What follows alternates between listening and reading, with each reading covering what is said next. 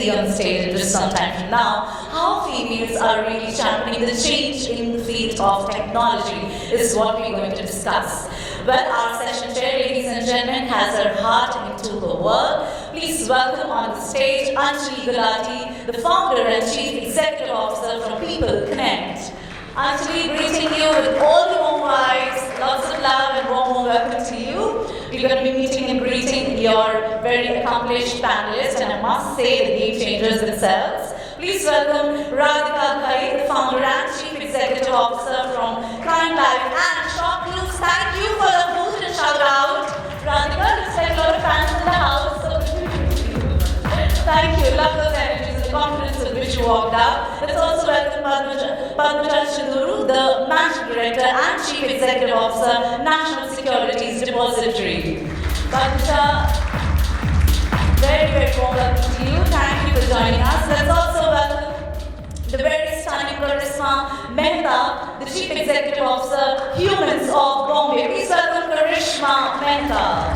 Karishma, hi. Very, very happy to see you. Thank you for joining us. Always very inspiring. And also, let's put our hands together and every time bring up a lot of enthusiasm, like I always say. Let's welcome Oshi Kumari, the co-founder and the chief operating officer of insideFPV Ventures Private Limited, a joint company. Oshi, thank you very, very much.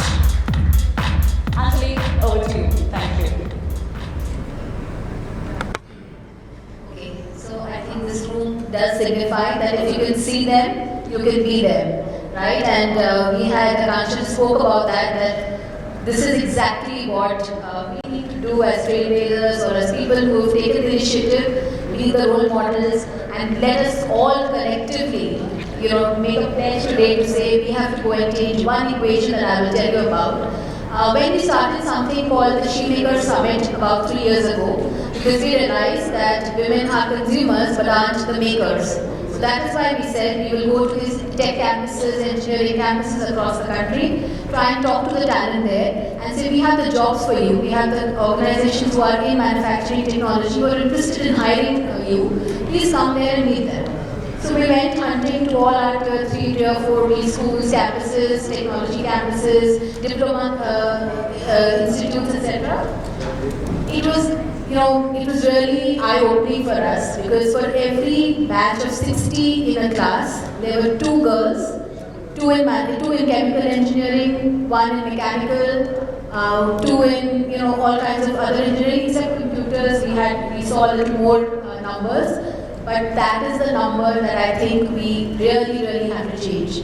Be it exposure at levels which is in schools and at the time that you start thinking of a career, can we talk to those girls at a time when they are most vulnerable to decide that I don't want to go here, that sales is not for me, or that engineering is not for me. We have to take away that not for me tag right there. I want to request all of you at the end of it to say that we will go and really, really look at some impact there because that's when the pool or the input we can really take up. Coming back to the discussion today because we have all these amazing role models here and hence it is my request to all of you to really work with us on this cause because that's where we will suddenly see, and we just spoke about that this is India's decade, and if we really look at getting this talent to come to the table, there is so much that we can change within some years. Coming back to my illustrious panel, and I know I have a tough job at hand because there is so much richness of experience that I have here. We will quickly get into the questions. Oshi, we all know you as the one on Shark Tank, right? That's the latest claim to fame that is suddenly, has it changed a lot for you? Yes, of course. Like after Shark Tank, it was like everyone was knowing us, who we are, what we are doing, because insideFPV was just a 2 years old drone company, and Shark Tank gave us a fame which we really never had, and it gave us the opportunity. What motivated you to get into something like drones? And it's something that we don't even see men so much, forget about girls, right? So how many women do you see in your industry? In my company, we have a ratio of 50% women and 50% men working. Wow, that's amazing. And also, Anjali, what you said right now, that one student in mechanical. I also come from a mechanical background where You were that one girl, right? yes. In a class of 60 people, I was the only girl in the classroom. And from mechanical only, I entered into the field of drones because my college gave me the opportunity to work into drones.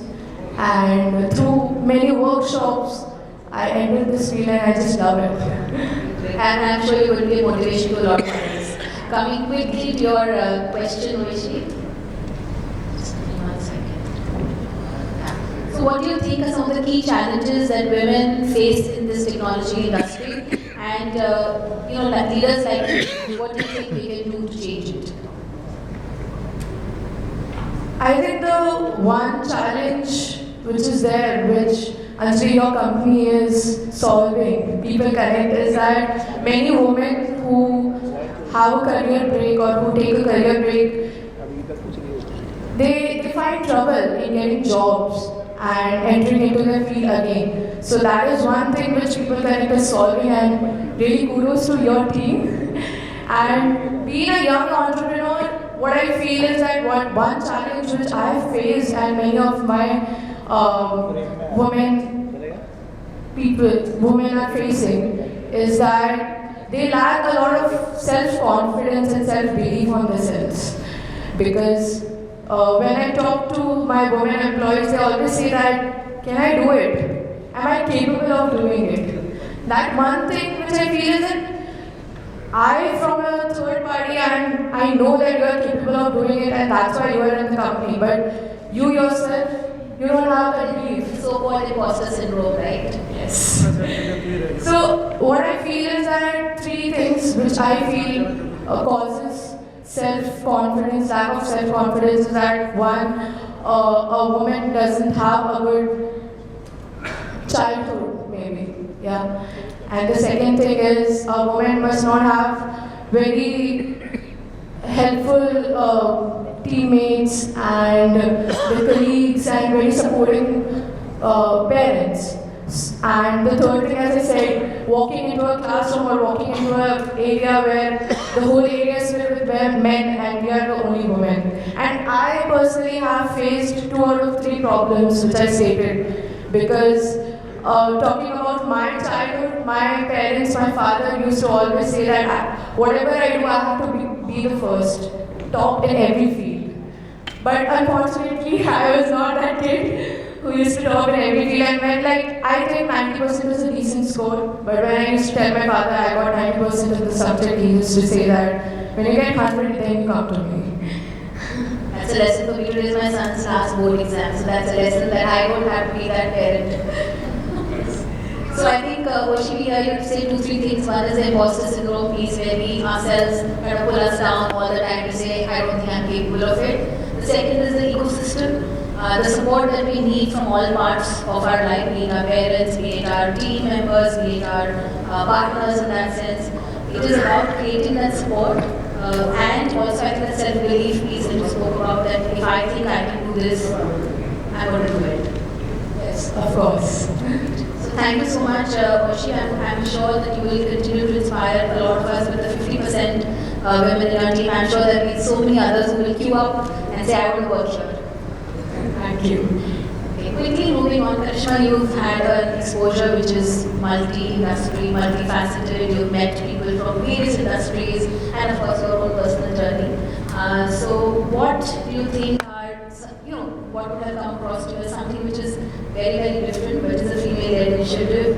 What do you think, is technology doing there, and what is the learning in that space?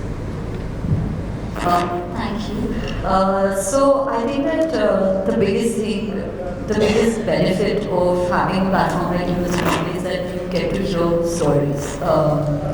So I think especially in the last 3 years, amount of women-led initiatives, whether in tech or otherwise, that we come across is significantly higher. And I remember there was this one girl, very young, I think she was like 20, 21, who was creating something like an app to help women in villages track menstruation cycle through their phone. Like if they send an SMS, basically there was a system that she created. I was so impressed because, because I think that she was addressing a lot of issues with one kind of application. But also because she was young and she was doing it, and it was in tech. She had the vision to do it. Yeah, she had the vision and she was being backed by a lot of people to do it. So I think that it was very, very heartwarming to see that. But in general, I think that the numbers have gone up, for sure, and that's something that's always nice to see, in terms of representation. Outside of that, I think that I second the fact that that women in leadership roles now are being taken more seriously, and I don't think that's industry agnostic. That's pan. So in Women's Bombay, we had a reverse problem up until 6 months ago. We had 90% women. Now the number stands at 75. Good to be that, right? Yeah. The CEO is a woman. CFO who's going to be joining soon as well.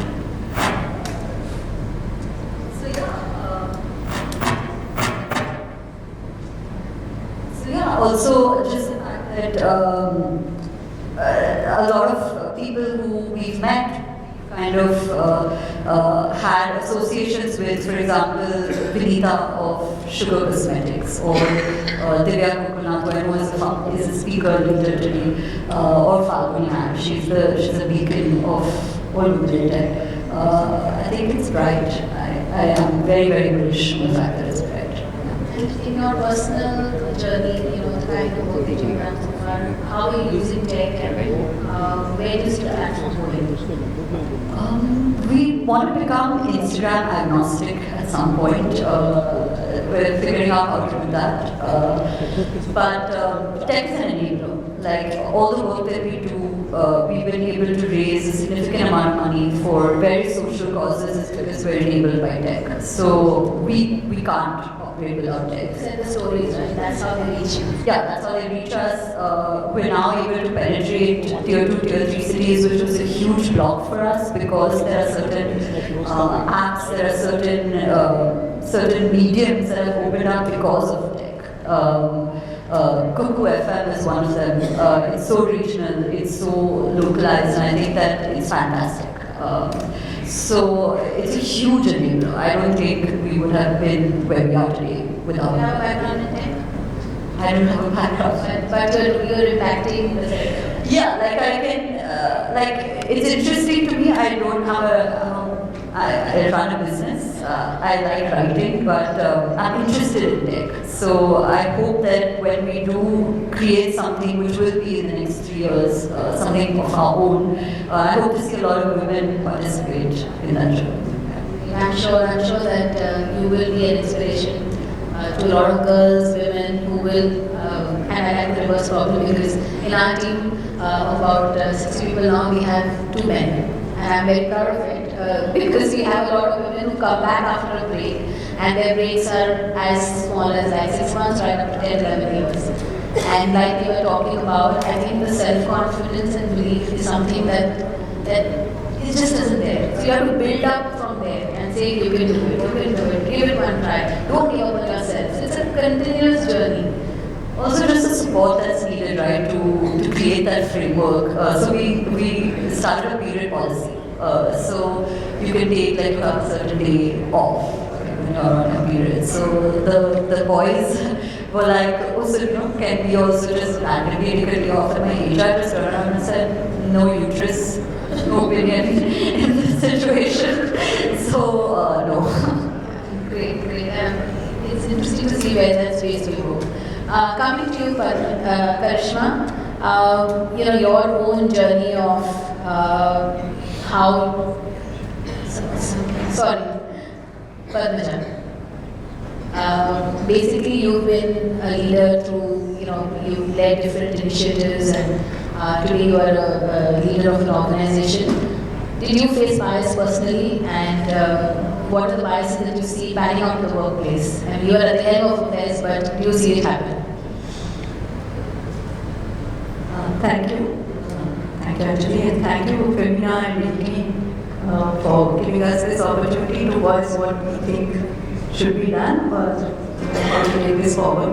I'm also very happy that probably this is the first workshop or seminar or panel discussion where I've seen men in the room. This is very, very heartwarming, because I think the message about women empowerment, whatever bias, unconscious bias, whatever bias, I think it should be directed to both the genders, not just the women.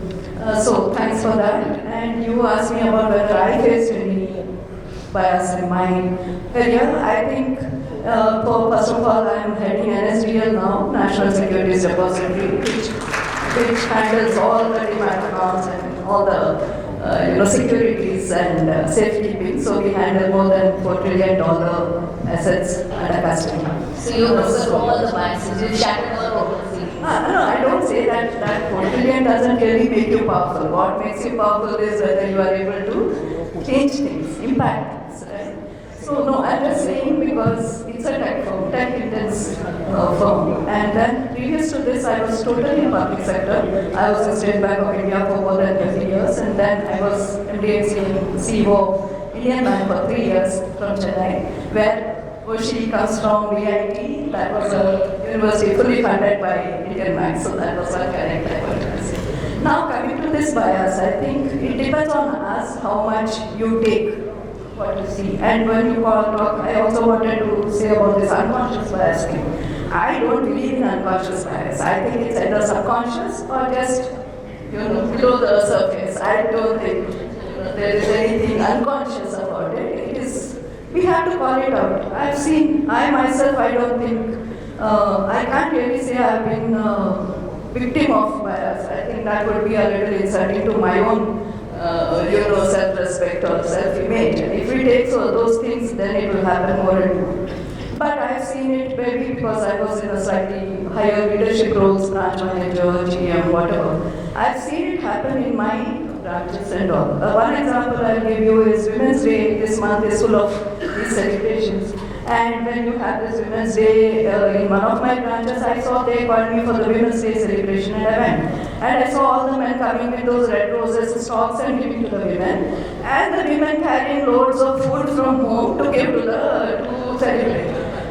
This was appalling for me. I said, this is again gender stereotypes, and women are taking it. I mean, I don't blame the men. I don't blame the men at all in any of these situations. It is what you take, what you allow yourself to take. So I said, why are you doing this? Then the next year we made sure that neither the men cook nor the women cook. Everyone, we get it from outside and we have. It should not be that. This was just an example. Cake cutting, anything to do with culinary skills or HR. I mean, not HR in the sense of work, event management, staff welfare committee, CSR. I don't think women are unsuited. They are very suitable to this, but they are suitable to other roles also. You see them in finance, you should see them in operations, you should see them in risk management.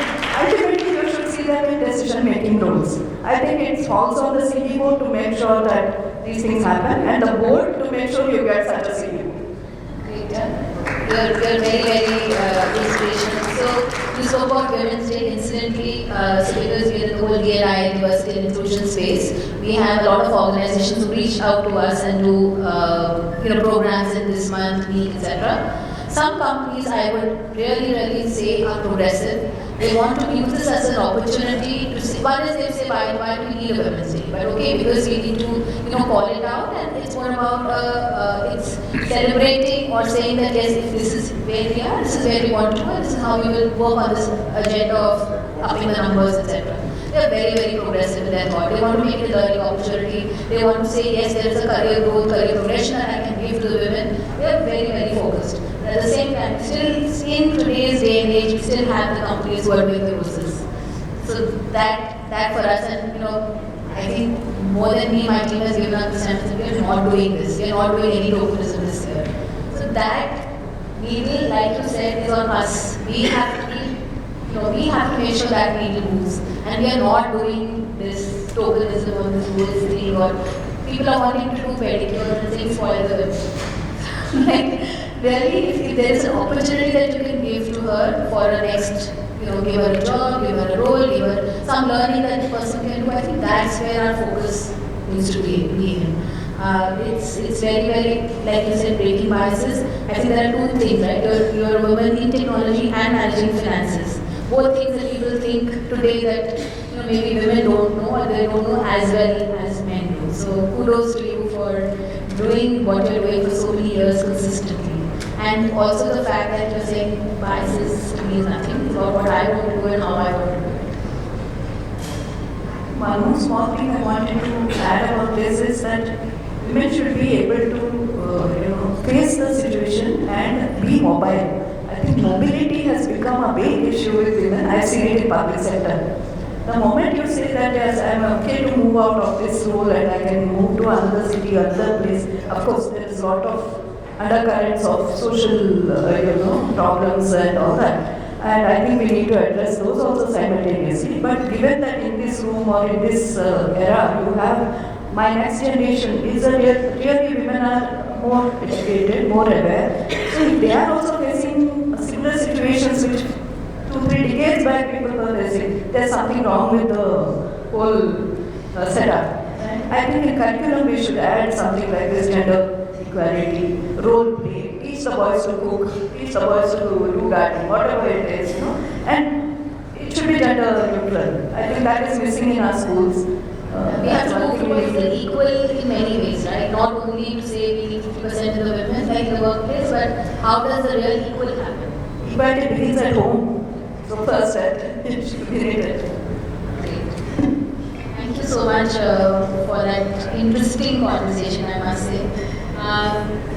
We now come back to Radhika. You've done startups and much. I think a lot earlier than when startup became really so common. And we had, I think at the time that you started ShopClues, we didn't see so many women around, right? So what has your journey been, and what do you think has it moved? Do you see that happen? So I actually feel really privileged to be here right now because I'm hearing across generations how the journey has been from Oshi to Padmaja to Karishma and even yourself when you're talking about, we've mentioned all the right phrases, right? We've talked about imposter syndrome, we've talked about victim mentality, we've talked about gender equality, very, very important subjects, all of them. But I have been in the industry for about 20 odd years. I started my career in New York with Goldman Sachs, then worked with consumer retail in the US, then started ShopClues in 2011, started kindlife in 2021. I have failed. And that bothers me. It bothers me that Oshi is still the only girl in mechanical engineering 20 years after I graduated. And it bothers me that we're talking about, Padmaja is talking about her next generation having the same problems that we had. So what has changed? And it is a very real problem. When we started ShopClues and 2 years into it, startups started coming of age. Little people didn't know what a startup is. Getting more and more women to come in and even join us as employees at a startup was a big challenge. Mostly their fathers would come with them, their husbands would come with them to come to the office to check, what are you doing? Yeah, is it legit? It's not an SBI, it's not a government job, it's not an Axis Bank, it is something that we've never heard of. Is it real? And those conversations would happen where we would say, the opportunity is huge for people to start, right? And I remember there being a very similar event like this in 2014-15. we just turned into a unicorn, and there were 2 sessions. There was a session in the morning at 10 o'clock, which was prime time session, where it was all the, and I'm going to use this phrase, the big boys of technology, talking about how they were building out their enterprises. And I was on a session at 3 o'clock with women, talking about women entrepreneurs. And I threw a complete fit because I believed that I belonged in the morning session. My company, the company that I built out was larger than the company that most of the other people were talking about in the morning. मुझे एक पाई जो छोटे वाले sessions होते हैं उसमें side में डाल दिया था. Why? Yeah, because of my gender. Why? But I'm a changed person today. And I am changed. I am a different person today because I hear stories of people whose lives I have impacted, whose lives Akanksha has impacted, whose lives Oshi has impacted. A woman in drone. Who thought, right? Whose lives Padmaja has impacted. Actually got my 10-year-old to come and listen to you. Yeah, I think that's really, really important. Karishma with her stories. It took me a while to come back to Mother Earth and realize that these stories are much more important. Stories about Falguni building out Naika, stories about me building out ShopClues, stories that Karishma tells on a daily basis of women. Stories that Padmaja is telling us about Women's Day not being about an effing red rose. Please, let's stop with that. So I strongly feel that while I want to be on the table with the big boys, because I have earned it, I have worked hard to be there, why is Akanksha sitting here and 20 million for a solo woman founder? Mother, it has to be, the numbers have to be bigger. This should have happened earlier. So we still have a very, very, very long way to go. We're on our way, and we all have a role to play in that. People are listening to us. We might not realize it, but people want to listen to our stories. People want to know that you can build something, you can fail, you can stand up again and do it again. And I might be a different role model. Exactly. I might be a different role model at the age of 21, 22. And I might be a different role model at the age of 45 where I am now. Then I am doing another startup. Why not that? Men are doing startups up to the age of 55, 60. I get asked the question that your son has gone off to college, will you be joining him in the US? No, why? So I just think that parity comes about. It's less about equality, it's more about, I feel, parity. And I think parity comes about with stories, with role models. How do you really build the culture of anything? And today we're talking about women entrepreneurship, we're talking about women in tech. Culture is built by the actions we take, the stories we tell, and the heroes we hold high. If we are going to appreciate Oshi for going ahead and taking a risk and building a drone company, we will have 100 more women trying to do that. So her story needs to go out. Padmaja's story needs to go out. That she's been able to, she manages a lot of assets. So I do think that these are the stories that need to go out. These are the panels we need to have. We need a culture to have a louder voice. We need all of us to be projected even further. And that is why the job that Karishma is doing, it becomes even more important. It is possible. We've done it, it is possible. हमको ऐसे person तो नहीं टपके ना मतलब we are also, I'm not even an engineer, right? So if we can do it, anybody can. You just have to know what's possible. And our job is to make sure that the next generation and the generation after that and the generation after that knows that it's possible. And sometimes even the generation above us. I think the role models piece that we spoke about, right? Like it begins at home. Today our daughters, our sons are seeing us and saying it's possible, right? There are days when mom is working or needs to work, and it's not even to say I'm doing time pass and I'm just earning because I want to. It is because I contribute to the life that you have today. There is value in what I do, and there is self-belief to say yes, I'm doing a great job. So I think that mindset shift. The mindset shift is very, very important. But also remember, a lot of us have had a very privileged upbringing. We've had parents who've believed in gender equality, who've given us the same kind of opportunities that they've given their sons, right? And why that's important, that's happened to very, very few of us.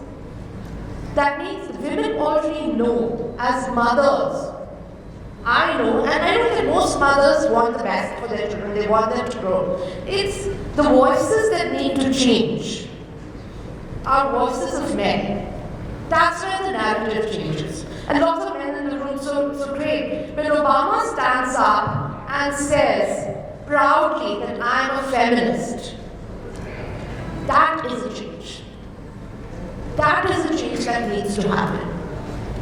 And those are long-term changes which will change the fabric of what we say. Can't change, Romana. I mean, really, that's my question. But it has to change, right? It's not changed for the last 30 years. It has to change. And also with the recent, the exits that we are seeing now, that women are exiting at senior levels, I think that's really not helping. I kind of slightly disagree on that. That should be okay too. That should be okay too. Yeah, because it's a personal choice. Exactly.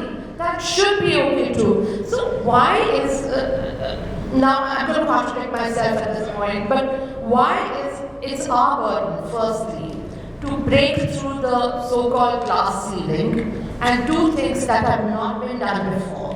And when it takes time for us to take care of ourselves, then also it becomes a guilt-free journey. So you get told for all the wrong reasons. You get trolled regardless, guys. You just get trolled. So all the women leaders here, you will get trolled.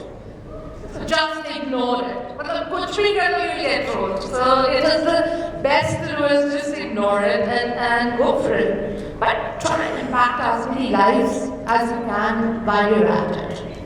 Padmaja, coming back to you, have you seen gender pay gap? Is there something that you think needs to be done there? What is the environment around that? So as I already mentioned, I was in the public sector for most of my career. There is really no pay gap because everyone gets whatever they get. It's based on the level you are. It's a very nice system where you really, that is not an issue at all. There are other issues regarding transfers and all those things where women are impacted, and by that reason women don't rise to the top, to the senior levels, and so pay as a result is, the median is less for women, but that is a consequence, not a cause of the issue. When you come to the private sector, I think where there is much more issue around this gender pay. There are 3 stages at which I think it impacts women. One is at the recruitment level itself, the second maybe during the promotion process or whatever they negotiate, and when they exit. So I think, this gender pay, again I see it more as a consequence of what is the underlying issue. Especially at the lower levels, recruitment is not a big issue because we take up based on the role that we are recruiting for, and generally the salary there is almost standardized. But when you take in specialized roles, one of the weightage factors that I have seen is, apart from what you are paying for a similar role in your organization, you are also looking at what was the salary what was the compensation the lady or the candidate was having in her earlier role. So this is a vicious cycle. If you don't negotiate, if you don't get what you deserve, and if you do not, really achieve that, then your cycle is always on a lower graph than a comparable one of a man. So I think it is, again, comes back to my assertion on assertiveness, on knowing your self-worth and being prepared to, call the bluff or whatever you call. You should be prepared to take that risk. And I think women take a lot of risks in their lives, and that's another myth that women can't take risks. I think all of us. And marriage is a risk, childbirth is a risk, the job is a risk, work work-life balance is an issue. So there are many risks that we may take. I think it is just that you need to, say that, okay, I think I deserve this and this is what it is. And if not, then I may move out. That word doesn't come. And I've seen in many organizations where the people come to me and say, we'll give promotion to this man this time, this girl next time. So I ask why the girl next time. She's been there for 6 years and she's been waiting. She's good. Everyone agrees. She gets straight A's. No, madam, she'll be there. She's, taken for granted. In fact, taken for granted is a thing I want to keep on talking about because that is there. Unless you break that bias, that nothing will happen and she will continue to do, I think that is where we need to be. That is one thing, but I think even before that, because we don't go up in the ladder, you don't take those challenges, whatever be the underlying reasons, it all boils down to the social construct. It all boils down to what the girl is doing. Someone mentioned at that vulnerable stage in her life. I see many girls in this room, at the age where they take decisions about long-term decisions about their life. I think the most important person in your life, everyone agrees, is your spouse. Your partner, your spouse. I think that discussion, we hear of prenuptial arrangements in the US and in the developed world. Here, that's not about, I don't think we should talk about property and all that. What we should talk about is how will my career graph go along with my I hear this so often that I'm allowed to work. I'm allows you to work. But you have to want it for yourself. Say I allowed my wife to take Yes. I allowed my Allowed, what does that mean? What is this allowing business? I don't know. But then it's again that when you talk of bias, I think women are equally having this bias. Even about our own selves. The belief is so ingrained in us that we first have to allow ourselves to think that I can do this. It's crazy. So, in the social gathering once, we had two people who were there, both batchmates doing very well, etc. Top tier MBA schools and all that.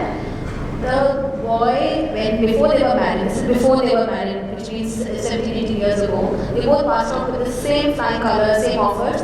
That boy tore off the appointment letter of the girl because she was going to go to a different location. He tore it off. And she at that time lived with it. She was okay with it. It was a symbol of love. She was okay with it. And that grudge, today she has told all of us. We're supposed to be good friends, but she did not even talk to us about it. She told us like 2 months ago that this happened 17 years ago. And after that, I think I lost respect for her, for her husband, everybody completely, because how did you let this happen to yourself? You're educated. You've come, your parents would have paid some 12 lakhs fees for you to be there. And you allowed somebody to pay that letter and say, no, you don't need to do this. Today, of course, she's not working. I think that's so important because women find it unladylike to challenge things. And I can't understand that. I'll just give you an example. A corporate wanted me to moderate another hand. Okay? And they obviously our commercials were sent. And they told my team, this guy is really expensive. Most of the budgets have gone towards his cost. Aap thoda adjust karo. I said, yeah. I don't want to adjust. Why should I adjust? What does that mean? And this is corporate India today. This happened last week. And I said, I'm sorry if you don't value my time. I don't value somebody else. It's okay. But I feel like these terms, these labels that women are scared to carry, whether it's dominating or it's aggressive or it's ambitious or she's challenging or she's raising her voice too much. I don't think they're unladylike. I think that you're standing up for what you believe is your self-worth. And unless you raise that voice when it comes to negotiating your salary or when it comes to negotiating what you deserve, nobody else is going to do it for you. It's only you. And I think that's where a lot of problems begin, that you're afraid to see it. And I hope that changes, because once you raise your voice, then we can